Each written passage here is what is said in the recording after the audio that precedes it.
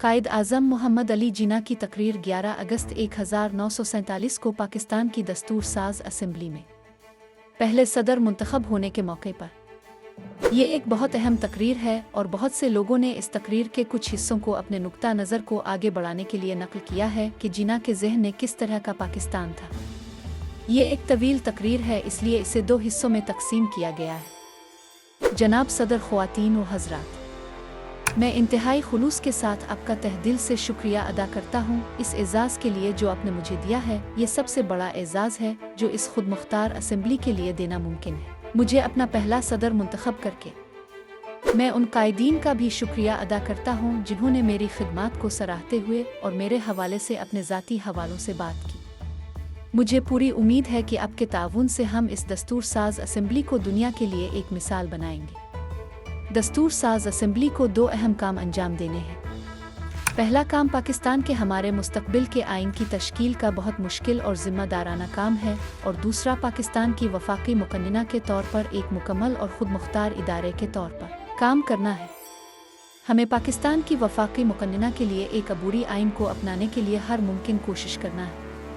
आप वाकई जानते हैं कि न सिर्फ हम खुद हैरान हैं, बल्कि मेरे ख्याल में पूरी दुनिया इस बेमिसाल साइकिल विंग इनकलाब पर हैरान है, जिसने इस बई-सगीर में 2 आज़ाद खुद मुख्तार रियासतों के क़याम का मंसूबा बनाया है। जैसा कि ये बेमिसाल रहा है, दुनिया की तारीख में कोई ऐसी मिसाल नहीं मिलती। हर किस्म के बाशिंदों पर मुश्तमिल इस ताकतवर बई-सगीर को एक ऐसे मंसूबे के तहत लाया गया है जो टाइटैनिक नामालूम बेमिसाल है। और उसके हवाले से जो चीज़ बहुत अहम है वो ये है कि हमने इसे पुरअमन तरीक़े से और बेहतरीन मुमकिना किरदार के इर्तिका के ज़रिए हासिल किया है। इस असेंबली में हमारे पहले काम के सिलसिले में मैं इस वक्त कोई अच्छी तरह से समझा जाने वाला ऐलान नहीं कर सकता, लेकिन मैं कुछ बातें कहूँगा जब वो मेरे सामने आएंगी। पहली और सबसे अहम चीज़ जिस पर मैं ज़ोर देना चाहूँगा वो ये है कि याद रखें कि आप अब एक खुद मुख्तार कानून साज इदारा हैं और आपके पास तमाम इख्तियारात हैं। लिहाजा ये आप पर सबसे बड़ी जिम्मेदारी डालता है कि आपको अपने फैसले कैसे लेने चाहिए। पहला मुशाहिदा जो मैं करना चाहूँगा वो ये है, आप बिलाशुबा मुझसे इत्तेफाक करेंगे कि हुकूमत का अव्वलीन फ़र्ज़ अमन व अमान को बरकरार रखना है ताकि इसकी रियाया की जान माल और मजहबी अकायद का मुकम्मल तहफ़्फ़ुज़ हो।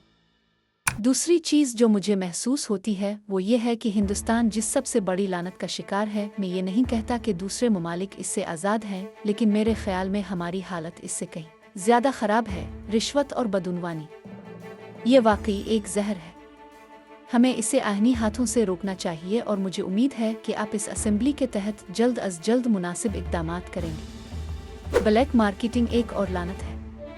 ठीक है, मैं जानता हूँ कि काला बाजारी करने वालों को अक्सर पकड़ा जाता है और सज़ा दी जाती है, अदालती सज़ाएं सुनाई जाती हैं या बाज़ औक़ात सिर्फ जुर्माने आयद किए जाते हैं। अब आपको इस इफ़रीत से निमटना होगा जो आज मुआशरे के ख़िलाफ़ एक बहुत बड़ा जुर्म है। हमारे परेशान कुन हालात में जब हमें मुसलसल खुराक और दीगर ज़रूरी अशिया की कमी का सामना है, एक शहरी जो ब्लैक मार्केटिंग करता है, मेरे ख़्याल में सबसे बड़े और संगीन जराइम से बड़ा जुर्म।